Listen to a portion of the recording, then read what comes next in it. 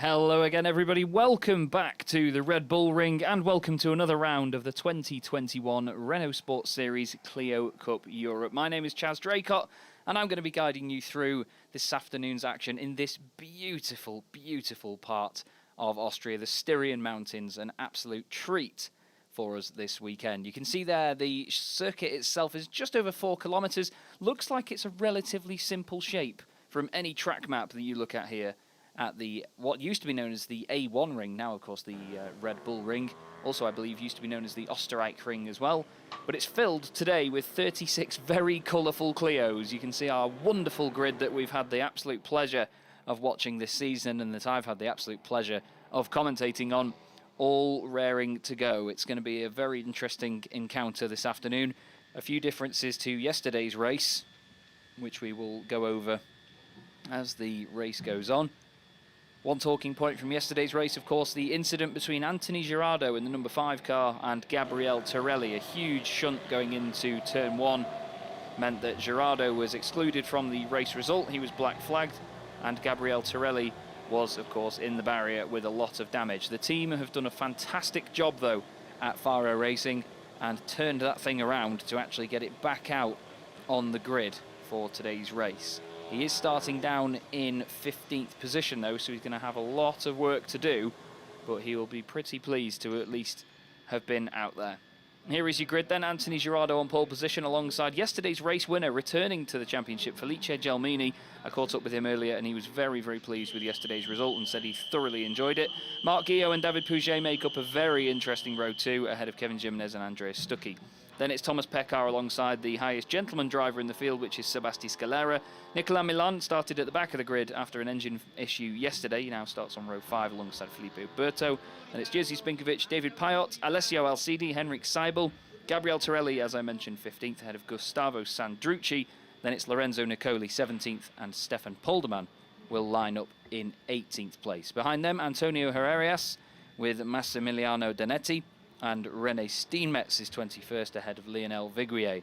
Then it's Paolo Maria Silvestrini on the 12th row of the grid alongside Samuel Pineda. 25th place is Andrea Argenti, and he has Vittorio Zadotti alongside him. Quinto Stefana lines up alongside Michele Puccetti, I should say. And then it's Frank Horn in 29th alongside Daniele Pasquale. Ercole Cipolla is 31st ahead of Sandro Cutini. Gabriel Alonso lines up alongside Gaetano Cesarano. And then Due and Yereli Ospinov round out the back of the grid. But much like every other round we've had this season, we have a huge grid here in Clio Cup Europe. And a fantastic, fantastic circuit to go racing at. It's been truly beautiful to be here at the Red Bull Ring this weekend. Arguably one of the most beautiful circuits in the world. But the drivers were telling me all through yesterday and all through today how much of a challenge it is here. Because these cars, you know, they're not the most powerful things in the world. They're around 200 horsepower. They just don't have the pull that some of the other machinery we have here this weekend does. So the drivers really have to carry a lot of corner speed, carry a lot of momentum, and make sure they're not sliding the back end too much. Some of the drivers, though, on a complete opposite flip to that, were telling me that they really enjoy getting the back end of the car out. They love sort of over-rotating the car, making sure that it's pointing the right way, and they just control the slide from there, basically. But we wait now for the countdown to begin.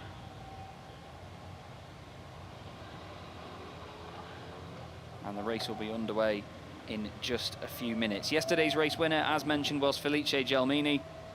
He finished just ahead of the fantastic David Pouget, who had a big incident in qualifying earlier today. You'll see that David's car, the white and yellow one on the second row of the grid, will have a lot of damage down the left-hand side. He had a coming together with the 333 car of Gaetano Cesarano. He's in the Press League by Oregon team car. They had a bit of a miscommunication at turn 1. David was going for a fast lap, and unfortunately they made contact. But it's the man that got black flagged yesterday that's on pole position, Anthony Girardot, putting in a very, very good time. And I spoke to Marc Guillot, before the race today in the yellow machine in 3rd position, and he was telling me that he hopes for a big fight between Girardeau and Gelmini on track, so he can take advantage and go forward from there. The 3rd row of the grid, Kevin Jimenez and Andreas Stuckey, both drivers with a point to prove today. Kevin didn't have a very good qualifying for yesterday's race. He started down in 11th place and eventually finished in 9th. So coming through from 5th on the grid as the highest placed Challengers Cup driver today will certainly be more to his liking. Andreas Stuckey got stuck in the gravel yesterday, unfortunately, after losing it on the way out of Schlossgold. Just dipped a wheel onto the dirt, the car went one way and then very quickly went the other, and he was out of the race from a podium position as well. His best result this season is a podium position at Spa-Francorchamps last time out. I also mentioned the different livery on Kevin Jimenez's car yesterday. He starts 5th in the white, black and red car. You can see just going through the top of his shot now. He had a humongous shunt at Spa-Francorchamps at Blanchimont. Very, very fast corner, and they just didn't have time, even in the 6 weeks since Spa-Francorchamps, they just couldn't get the car repaired in time. There is Kevin with Stuckey just behind him. So Kevin has a new car, basically, for this race meeting. There is your pole sitter, Anthony Girardeau, and look at the way these guys weave these cars. Some of them, as you can see from Guillaume, Pouget, Jimenez, they're a bit tame on these formation laps, but other drivers really throw the car around. Look at some of them, they're sliding like crazy. Guillaume getting some temperature in the rear tyres as well. And it's very important for them because they want the car to be as stable as possible, some of these drivers, but others, like I said before, they like the front end to be really sticky and really pointy, but they want the rear end to slide a little bit and move around behind them, just so they can get the rotation. That was Nicolas Milan going through the shot, 11-time champion. He starts this race from 9th on the grid. He started yesterday's race from 36th and last. So it's a big improvement for him today, but of course we know that he is always going to be up there fighting for championship points. David Pouget leads the championship though, coming into this one. So Nicolas will look to try and take some points away from him, or at least limit the damage done this weekend. Another important thing to remember is that in this championship we have 30 races, and it's the best 20 results that count for each driver at the end of the season, and this is the 20th race of the season. So after we're finished here at Red Bull Ring, drivers will then start to have rather mixed up points as they have their best 20 results counted, so their worst results will no longer count towards their championship total. There's Torelli lining up with Gustavo Sandrucci in the 161 car. Those two starting on the 8th row of the grid, 15th and 16th. Now is the calm before the storm. A few burnouts and other fun bits to get some temperature into the tyres. Lionel Viguier in the dark grey and yellow car just lining up on the right-hand side. He's got the 216 behind him of Samuel Pineda.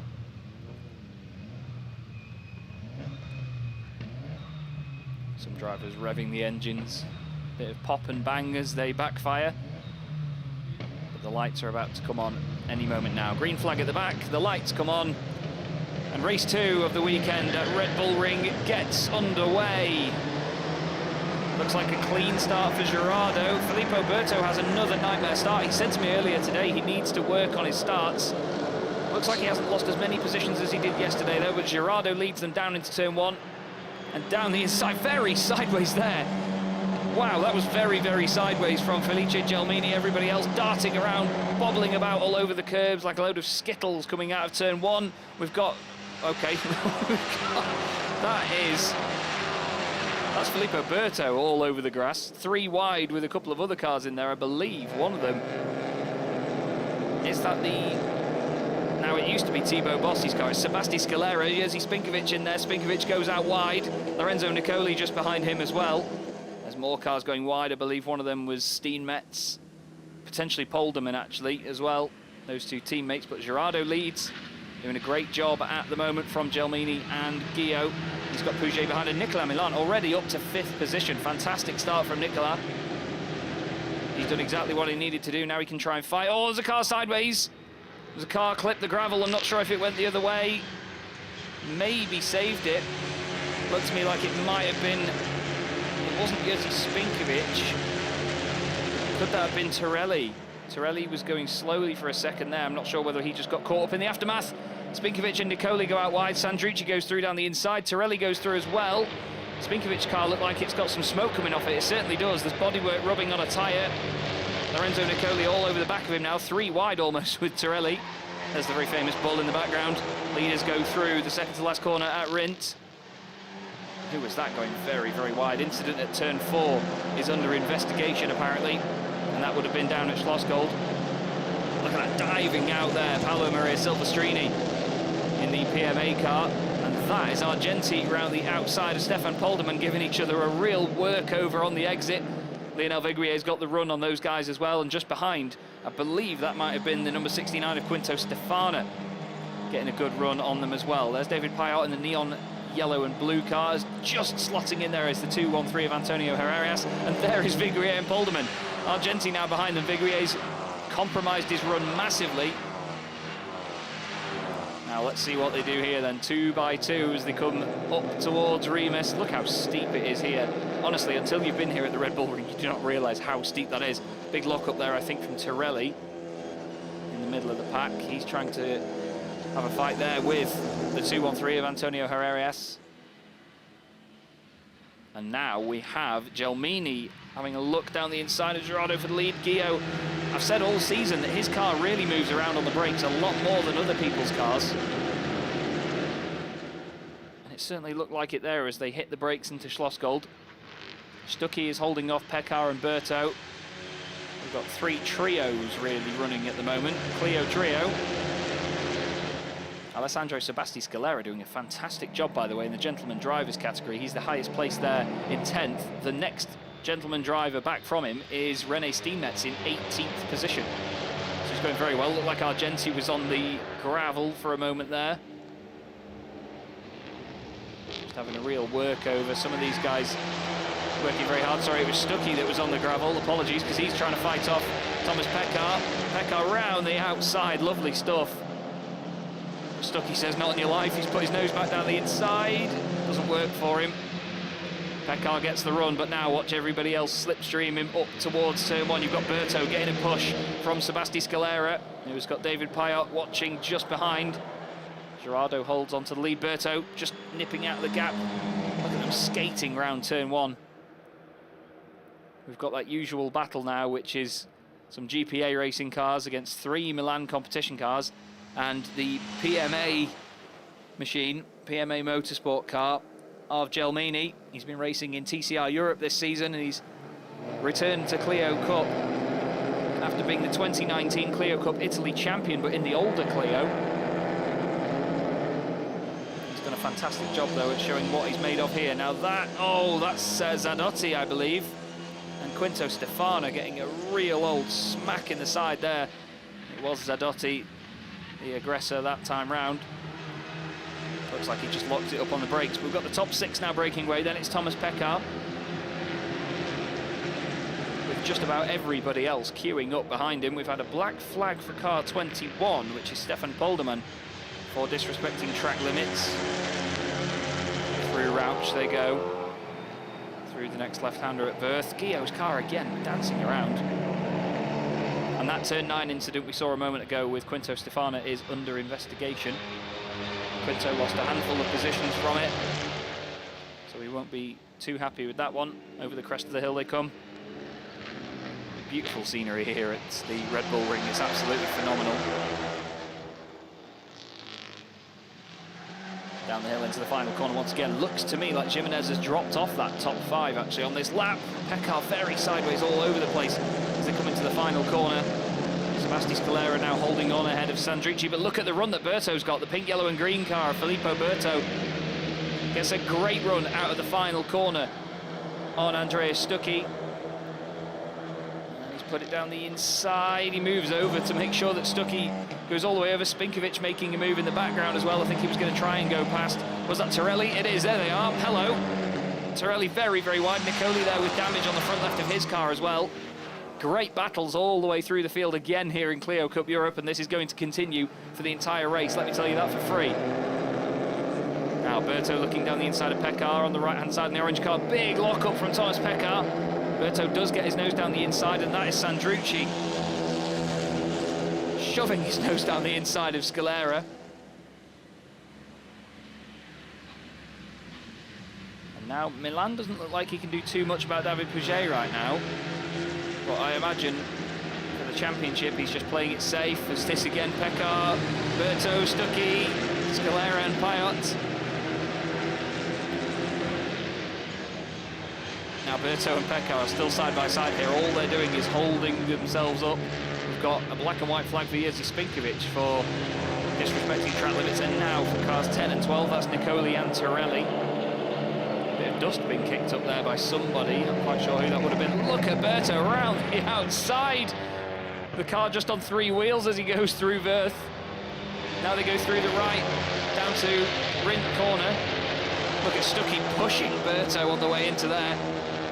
Let's hope this all ends well. He's looking down the inside. They're nearly 3 wide into there. Berto just in front. Pekar now has to hold on against Stuckey. Sandrucci looking down the inside of him. We've got Scalera going off the road. Payot now. And then look at this behind them. They've got Alcidi, Torelli, Nicoli, Herrerias all joining on as well. The battle for the front still continuing.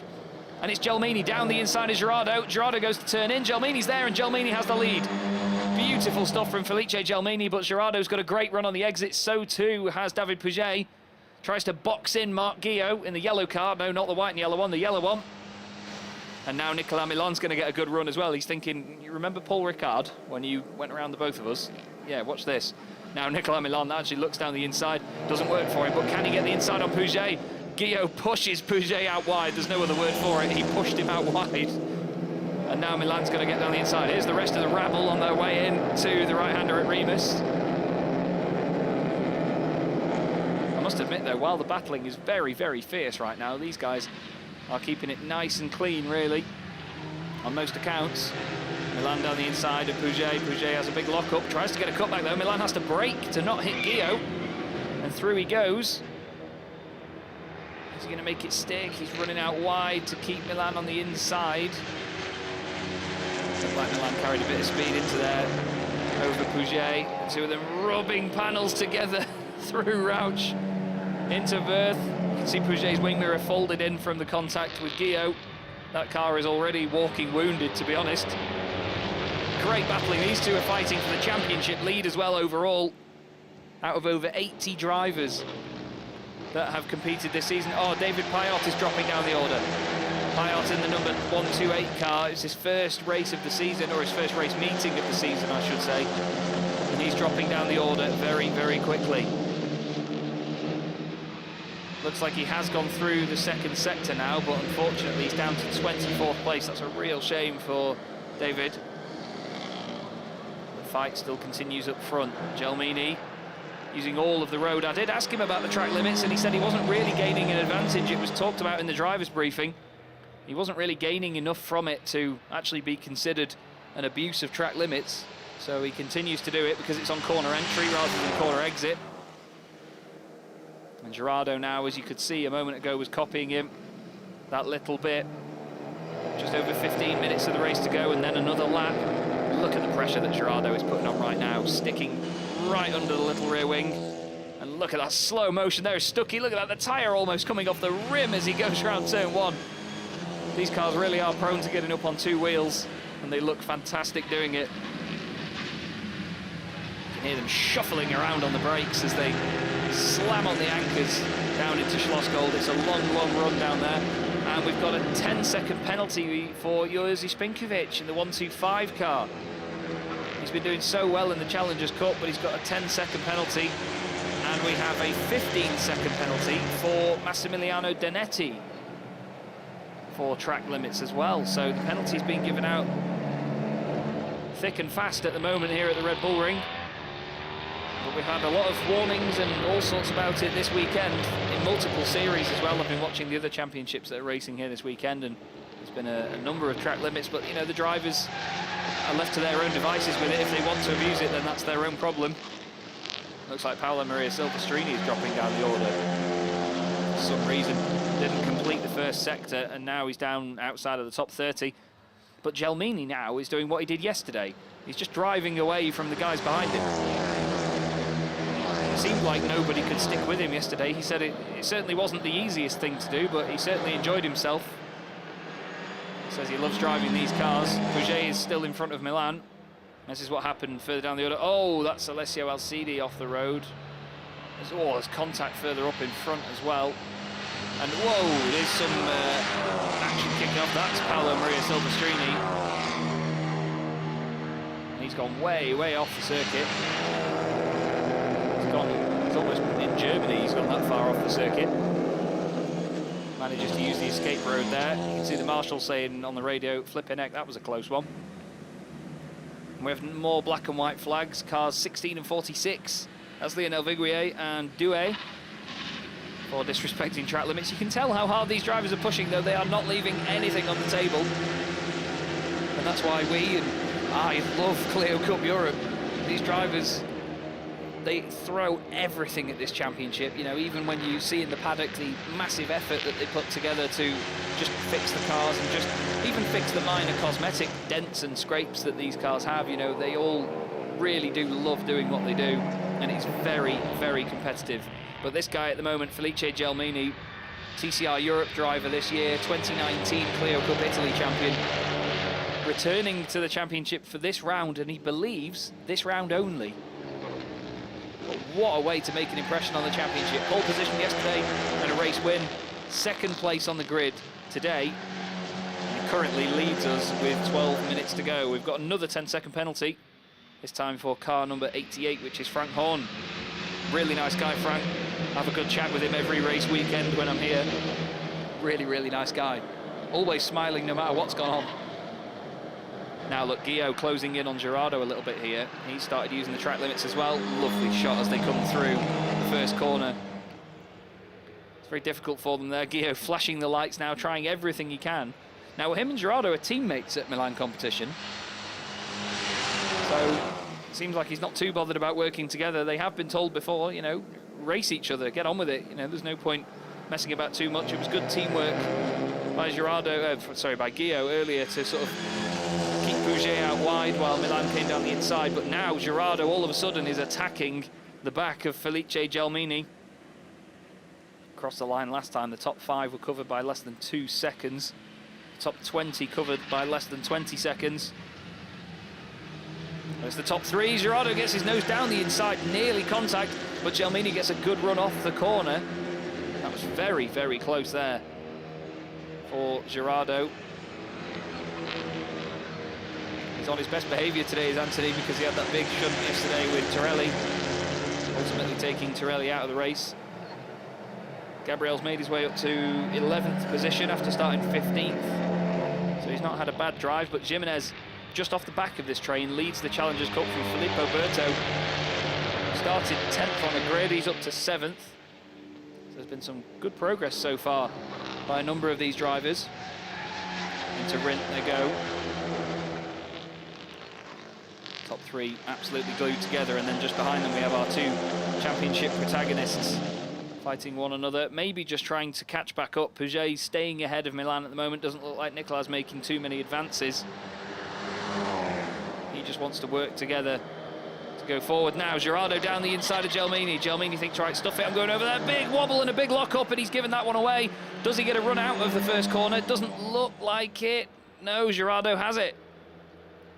Felice chucked the car over to the left-hand side. He almost threw it into the grandstands, but had a huge slide, but it was just a little bit too much for him to recover from and get turned into the corner. Now he needs to be very careful because he's in a Milan competition sandwich right now. Marc Guillaume around the outside, late on the brakes, wiggling around as ever. Fantastic stuff from Marc Guillaume. That takes some commitment, sunshine. Beautiful job. Felice just door checks him on the way out of the corner, folds his wing mirror in. He's just trying to box in Guillaume around the outside, but Marc's just proven, if anything, that that's not going to work. Alessandro Sebasti Scalara just did the fastest first sector of the entire race, by the way. So the gentleman driver, really not at a gentlemanly pace at the moment. He's flying. Guillaume gets blocked off by Gelmini, and here comes Pouget. Pouget suddenly out of nowhere down the inside from 4th place into 3rd. as I said yesterday, and as I say almost every race meeting, him and Marc Guillot have had some amazing fights this season. And Nicolas Milan, and just in front now, Pouget round the outside at Roush. Nice stuff. This is further down, that's Quinto Stefano. Oh, he got absolutely nailed earlier, did Stefano, and that's the second time this weekend Frank Horn has had some contact with somebody. That one completely not his fault. Stefano just went in a little bit too hot. That's a real shame. And Jerzy Spinkovic is dropping down the order as well right now. Not quite sure what's happened to him, but he's dropping place after place after place. Here comes Pouget though, on the right-hand side of Gelmini down towards turn 1. Now watch the turquoise car as he throws it all the way over onto the AstroTurf, dances around on the curbs. And oh, Guillot's there, Guillot goes through as well. I didn't think Guillot even had an overlap, but fantastic move. And suddenly Gelmini finds himself down in 4th place. We have now Pouget second behind Girardo. So it's Milan competition car, GPA Racing, Milan competition, PMA Motorsport, Milan competition. This is what's going to have happened to Jerzy Spinkovic. Oh no! Sebasti Scalera seems to just try and close off the gap on the left-hand side, and Spinkovic is sent off into the gravel. Not really a necessary move. And then this is what happened afterwards. Sebasti Scalera on the outside of Lorenzo Nicoli. Nicoli, with what's left of his car, bounces and bobbles its way through the gravel, flashes the lights and all sorts. Sebasti Scalera, I'll tell you what, he's a lovely bloke, a very, very happy gentleman, but he's certainly getting his elbows out now. He's certainly defending hard. Maybe a little too hard for the stewards, and the safety car is being brought out. Very interesting indeed. Let's see what this is for. Ah, no, is that Argenti in the 102? Oh, no. Polderman, I believe that is, coming back on. That was completely unnecessary contact again by those guys, unfortunately. That would have been Andrea Argenti going down the order. They just didn't need to move over on one another. There was nothing to be gained, and unfortunately it means it's neutralised the entire field. Filippo Berto will be happy with that, because that means that he is right behind the top 6 now. Well, Polderman just rejoined the circuit way too aggressively, I'm afraid. Made big contact, and Argenti was lucky that the car didn't sort of catch into the gravel and roll over. It's very, very high speed down there. But these guys don't want to give away a single inch of road to each other. They want to keep as much real estate between themselves and their competitors as they can. And there is our beautiful Megane RS safety car, which will pick the field up now on the run to Remus. So a quick rundown of your top 10. Anthony Girardo leads David Pouget and Marc Guillot. The two of them have finished second between them 12 times this season. Really consistent, those two. And oh, look, Argenti's body language says it all. Argenti really not pleased. Either that or there's genuine applause for everybody, but I imagine that may have been some very sarcastic applause to Stefan Polderman. But continuing the top 10 rundown, Philippe Gelmini finishes 4th. Doesn't finish 4th, he currently runs 4th. Nicolas Milan is 5th, ahead of Kevin Jimenez, who leads the Challengers Cup from Filippo Berto. Then it's Andreas Stuckey, Thomas Pekar is 9th, and Gustavo Sandrucci is up into the top 10 after he started the race in 16th position.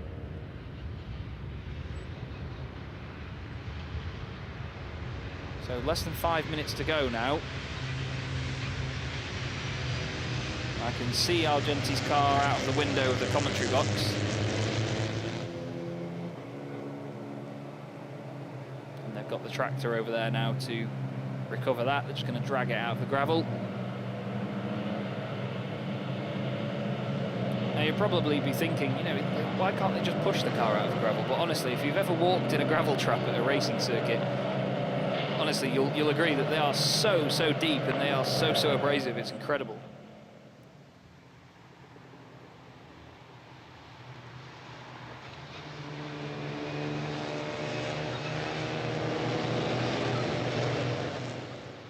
So, the safety car continues to circulate.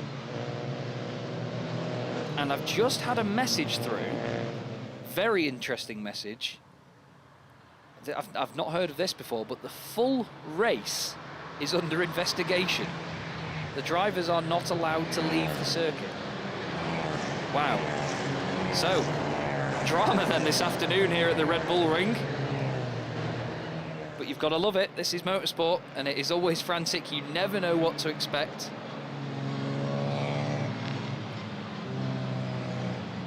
And you can always expect the unexpected in motorsport.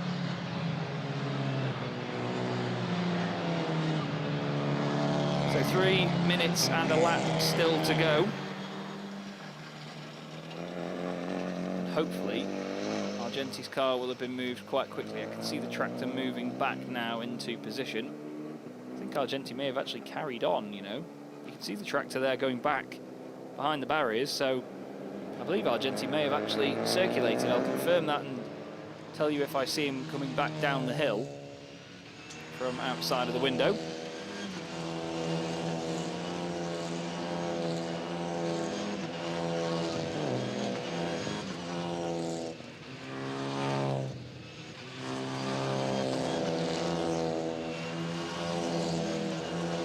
To be honest, if anything that gives me an excuse to look out of the window here at this beautiful circuit, I will happily use any excuse. It's amazing here at the Red Bull Ring. If you ever do get the chance to come and visit here, I urge you to do so. You will not be disappointed, no matter what is racing. I'm sure you will enjoy it. Yeah, it looks like Argenti's car has continued, yeah. He has carried on. And we've got a 15-second penalty for car 10, which is Lorenzo Nicoli, for disrespecting track limits now.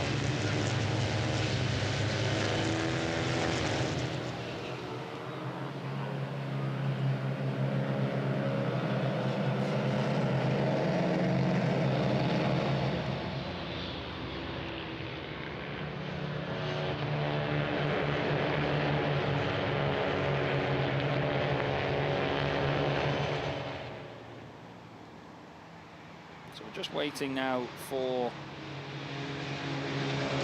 the safety car to come in. We'll have another lap of the safety car, it seems. Not quite sure what the blockage is or anything. Maybe some gravel and dirt on the circuit up there that they're cleaning up. Doesn't look like there's anybody out there. So unfortunately, it seems like we're going to have another lap under safety car, which will potentially line us up for a one-lap sprint to the end, because by the time they come round next time, it will have been more than 50 seconds, I'm sure. A normal lap round here for these guys is around 1 minute 50 anyway. Fastest lap of the race is a 1 minute 50.6 on lap 7 by David Pouget. And the safety car is in this lap, so we've got a one-lap dash to the end here at Red Bull Ring to round out our weekend. We've had some excellent racing though, I must admit. I'm not quite sure why the race is under investigation. I apologise for not being able to elaborate on that, but the race director has said that the whole race is under investigation. If I do find out, I will let you know. But still, it adds to the drama of the event. But are we going to see a great turnaround here by Anthony Girardo? He had his incident yesterday with Trelli that got him disqualified from the race. But now he started from pole position and he still leads. But he's got Pouget, Guillot, Gelmini, Milan, Jimenez. One of the fastest guys in the championship. All queued up right with him. Car 91 now getting a penalty for disrespecting track limits, but I do not have a car 91 on my entry list. Ah, Michele Puccetti. Apologies. And apparently the whole race is under investigation because of track limits.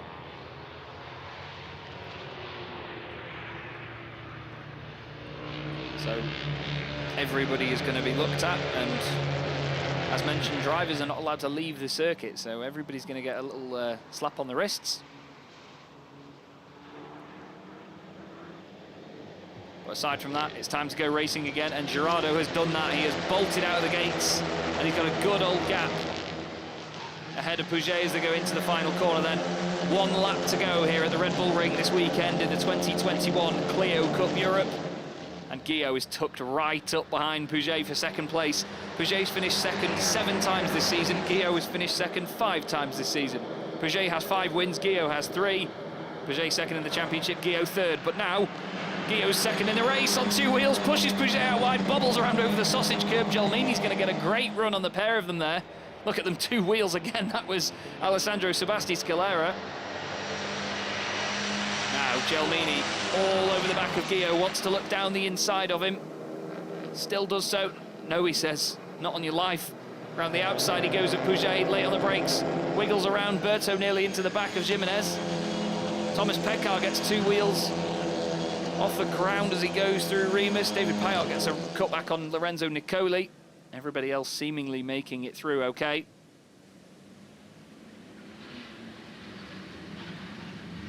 Now then, hard onto the brakes into Schlossgold. Guillaume again moving around. Gelmini almost leans on him.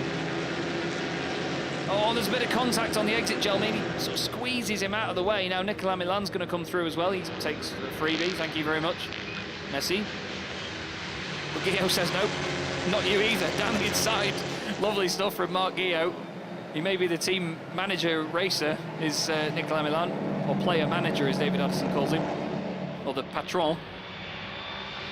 But Guillaume doesn't care, not in that sense anyway. He thinks, right, I'm going to race you. And through he goes, but there's only a couple more corners left for Anthony Girardot.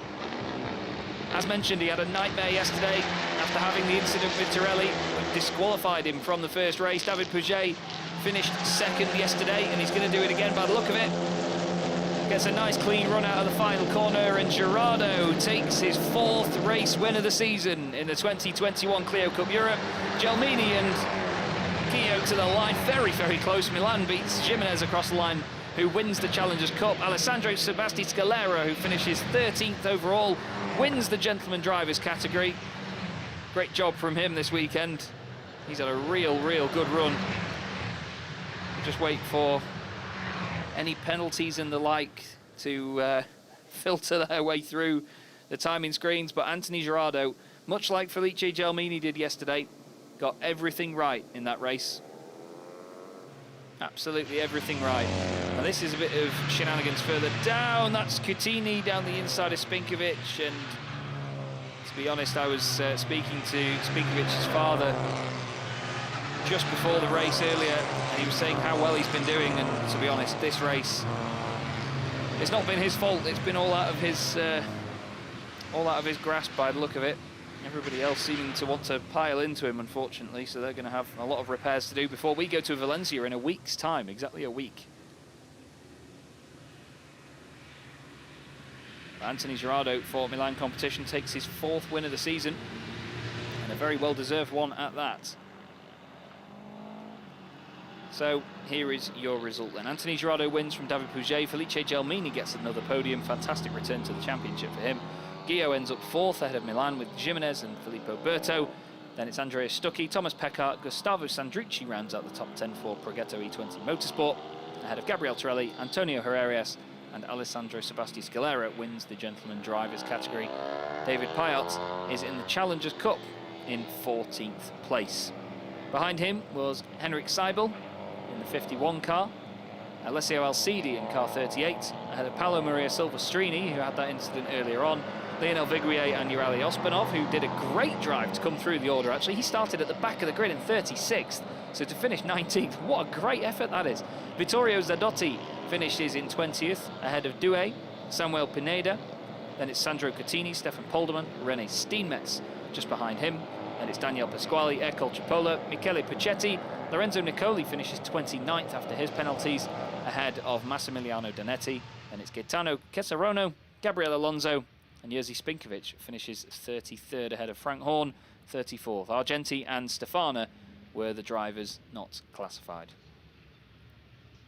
But another very, very busy day here, and another very busy weekend for Clio Cup Europe. A lot of action out on track as ever. Some things never change, but a very well-deserved win for Anthony Girardot. Number 4 of the season. I believe only Nicolas Milan and David Pouget have more wins than him. So that one's going to mean a lot. He's been brilliant this year, has Anthony Girardot. You know, he's been caught up in the odd incident here and there that has sort of raised an eyebrow or two, but if I'm honest with you, he's been one of my favourite drivers to watch. He's been very exciting every single time that he appears on our screens. David Pouget, a bit more of a reserved moment after the race for David. And there, Philippe Gelmini. Very, very hard work from Philippe this weekend. Like I said earlier, he's been racing in TCR Europe, so he's used to bigger cars with more power. So he's had to sort of rework it this time round. There is David Pouget and Anthony Girardot. Thumbs up from the pair of them. Kevin Jimenez in there as well to congratulate them. The two of them teammates as well. I spoke to both of them before the race this afternoon.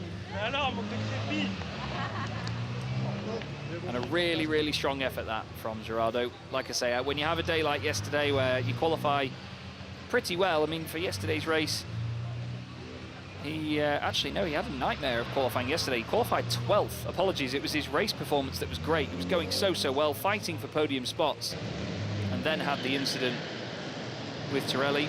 Let's have a look back then at what happened. A really, really good start for everybody, nice and tidy away from the line. The 333 car at the very back of the pack having a bit of a problem getting away. Everybody tried to fan out as much as they could on this very wide Grand Prix circuit here, dancing around as they do on the opening laps. Andreas Stuckey having a bit of a busy time through turn 1. Contact for Quinto Stefano, threw his car around down at Rindt. And then the battle started for the lead. Gelmini taking it away from Girardot initially. And then more problems further down. Alessio Alcidi going straight on at Schlossgold while the rest of the field tried to find some more real estate. Girardot takes the lead back from Gelmini after a very lively moment into turn 1, but great car control shown by the 2019 Clio Cup Italy champion. Then Pouget and Milan suddenly rejoined in the fight. This beautiful move around the outside by David Pouget at Rauch. More shenanigans further down. Stefano this time smacking into Frank Horn in the 88 car. And then came Polderman, absolutely wiping out Argenti as he rejoined the circuit. And then we got things underway again after the safety car. It was a one-lap dash to the end after the second incident of the day. It was a very feisty one indeed. Marc Guillot getting shoulder barged out wide by Gelmini. And it was another win for Anthony Girardot ahead of Pouget, just beating Gelmini and Guillot to the line. Nicolas Milan finishes in 5th place and scores yet more important championship points. Now in just a moment we'll have our podium, which will be for the overall standings to begin with.